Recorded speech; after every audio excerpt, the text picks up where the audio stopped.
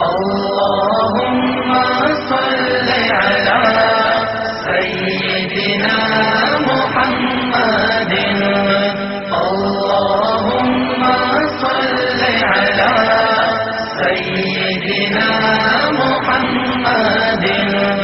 آج قسم کھا کے کھاتا ہوں کہ میرے سب سے زبردست دوست وہ مولانا لوگ ہیں جو میری آخرت کی فکر کرتے ہیں.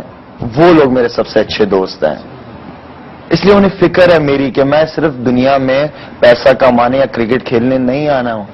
میں نے یہ ساری چیزیں چھوڑ دینی ہے. میں اتنی سی قبر میں لیٹا ہوا ہوں گا, آس پاس کوئی نہیں ہوگا, صرف میرے اعمال ہوں گے.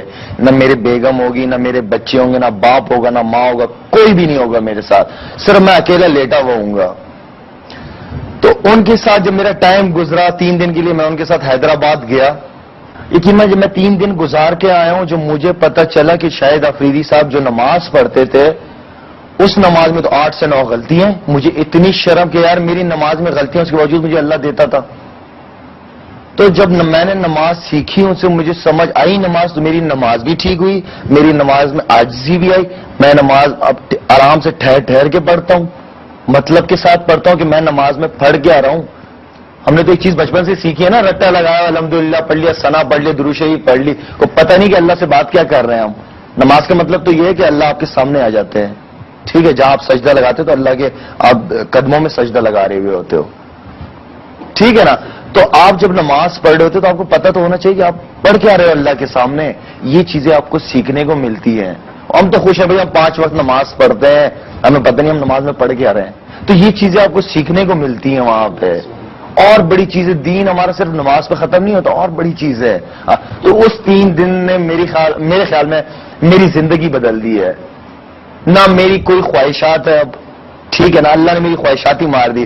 میرے دل میں کوئی خواہش نہیں آتی ہے, نہ جب خدا کی قسم میری خواہش اللہ ویسی پوری کر دیتا ہے.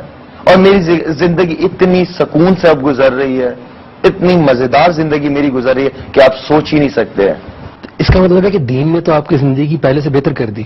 پہلے سے میرے پہلے بہتر کر دیا. سب کچھ پہلے بھی تھا لیکن اس نے اس کو اور بہتر کر دیا. بالکل. تو یہ جو اب ہمارے ینگسٹرز کنفیوز رہتے ہیں کہ دین کی طرف جائیں گے تو دنیا چلی جائے گی, سب کچھ چھوڑنا پڑ جائے گا, ہم پیچھے رہ جائیں گے, بیکورڈ کہلائیں گے, یہ وہ, اور پھر اس پہ پھر ویسٹ کا جو بھی کچھ آ رہا ہوتا ہے پریشر.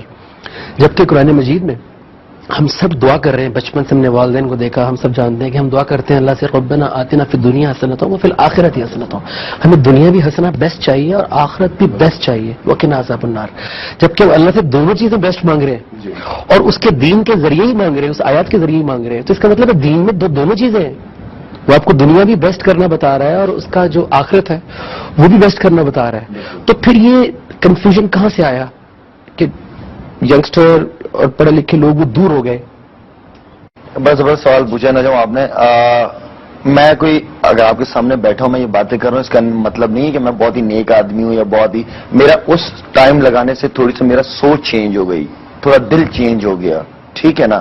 اب اگر مجھ سے کوئی گناہ ہوتا بھی ہے تو مجھے بہت زیادہ افسوس ہوتا ہے کہ مجھ سے ہوا کیوں. پہلے تو افسوس ہی نہیں ہوتا تھا, پہلے تو انجوائے کرتے تھے اس چیز کو. اب افسوس ہوتا ہے. گناہ کرتے وقت جاتے ہیں تو گناہ اللہ کسی نہ کوئی بات آپ کے دل میں ڈال دیتا ہے تو آپ گناہ سے پیچھے ہو جاتے ہیں. میں یہ نہیں کہہ رہا کہ میں بہت زیادہ بزرگ ہوں, لیکن ایک بات بتا رہا ہوں جو میری زندگی میں تھوڑا سا فرق آیا ہے. آپ نے جس طرح یہ بات بتائی, دیکھیں آج کل ہمارے ایسے ماحول ہم لوگوں نے اپنے آس پاس بنایا ہوا ہے. کوئی بھی والدین دیکھ لیں آپ, ابھی بچہ پروسیس میں ہے. ٹھیک ہے نا. باپ کیا چاہ رہا ہے, بیٹی ہو. ماں کیا چاہ رہی ہے, بیٹا ہو. بیٹا ہوگا میں ڈاکٹر بناؤں گی, کرکٹر بناؤں گی, بینکر بناؤں گی. بیٹی ہوگی تو میں یہ بناؤں گی. آپ یہ بتائیں کتنے پیرنٹس ہیں خدا کی قسم کر کے کہ وہ یہ چاہتے ہیں کہ اگر ہماری اولاد ہو تو ہم اسے ایک اچھا مسلمان بنائیں. کوئی ہے پیرنٹس اس طرح کے جو اس طرح سوچتے ہوں؟ کوئی پیرنٹس ہے اس طرح جس طرح وہ کہتے ہوں کہ یار یا اللہ جو بھی اولاد دے ہمیں صحیح سلامت دے؟ ہوں گے, یہ نہیں کہہ رہا میں نہیں ہے, بہت ہی کم ہے. سبحان اللہ, بہت ہی کم ہے. کوئی نہیں سوچتا کہ یہ اولاد ہو. یار اللہ نے تو اس کو بنانا ہی بنانا ہے. ٹھیک ہے نا. اللہ سے نیت تو اچھی رکھو کہ اللہ ایسی اولاد دے کہ ہم اسے اچھا مسلمان بنا سکے. اور یہ سارا آپ کے گھر سے ہے.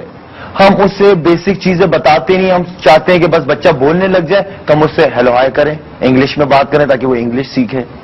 یار انگلش سیکھ لے گا وہ, لیکن جو بیسک چیز ہے نماز, کلمہ, کلمے کا مطلب, جب تک ہم یہ چیزیں بچے کے ذہن میں شروع سے نہیں ڈالیں گے وہ ایک اچھا کیریکٹر, ایک اچھا وہ نہیں بن سکتا.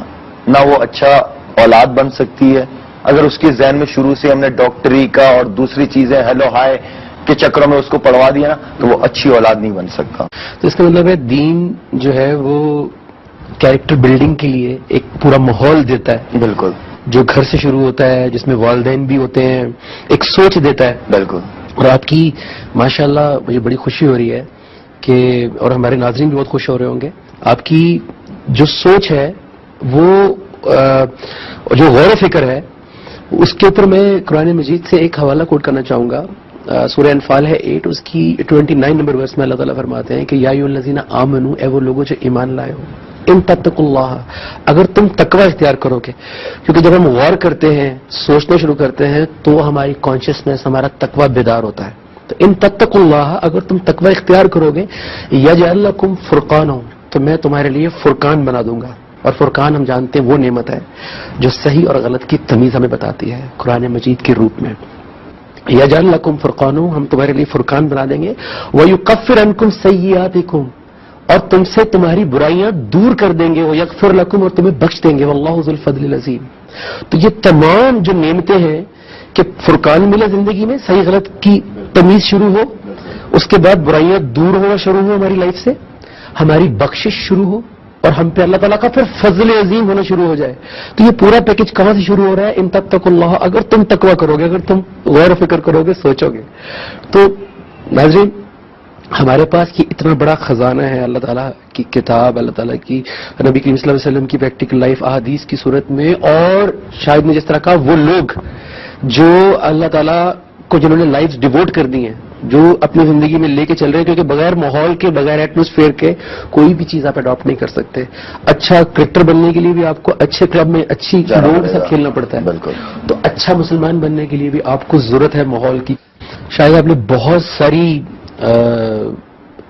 زبردست باتوں کو ٹچ کیا ہے جس کو میرے لیے سم اپ کرنا مشکل ہو رہا ہے. آپ نے نماز سمجھ کے پڑھنے کی بات کی, جو کہ ایک اتنا بڑا رول پلے کر سکتا ہے کسی کی لائف میں. میرے اپنے زندگی میں جو جن کے اوپر میں فخر سے کہہ سکتا ہوں کہ کچھ تبدیلیاں آئی ہیں, اس میں نماز کا بہت بڑا ہاتھ ہے. اور وہ صرف تب ہوا جب جس بات پہ سجدہ کیا تھا وہ بات سمجھ میں آئی, تو جسم کے ساتھ ذات بھی جھکی. جب ذات جھکی تو پھر ذات سوچ میں پڑ جاتی ہے کہ یار میں نے اب سجدہ کر لیا تو کرنا بھی پڑے گا. اس سے پہلے صرف بغیر سوچے سمجھے سجدہ کر رہے تھے. آپ نے سجدے کی بات کی, آپ نے مسجد سے تعلق کی بات کی, آپ نے سوچ کی بات کی.